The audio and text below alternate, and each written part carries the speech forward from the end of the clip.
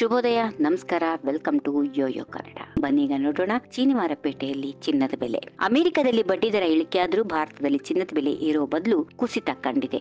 ಭಾರತದಲ್ಲಿ ಚಿನ್ನದ ಬೆಲೆ 10 ಗ್ರಾಂಗೆ 290 ರೂಪಾಯಿ ಇಳಿಕೆಯಾಗಿದೆ. ಸದ್ಯ ಭಾರತದಲ್ಲಿ 10 ಗ್ರಾಂ 22 ಕ್ಯಾರೆಟ್ ಚಿನ್ನದ ಬೆಲೆ 68,250 ರೂಪಾಯಿ. 24 ಕ್ಯಾರೆಟ್ನ ಅಪರಂಜಿ ಚಿನ್ನ 74,450 ರೂಪಾಯಿ. ಬೆಂಗಳೂರಲ್ಲಿ 24 ಕ್ಯಾರೆಟ್ನ ಚಿನ್ನ 10 ಗ್ರಾಂಗೆ 280 ರೂಪಾಯಿ ಇಳಿಕೆಯಾಗಿ 74,450 ರೂಪಾಯಿ ಇದೆ. ಇನ್ನು 22 ಕ್ಯಾರೆಟ್ನ 10 ಗ್ರಾಂ ಚಿನ್ನದ ಬೆಲೆ 68,250 ರೂಪಾಯಿ ಇದೆ.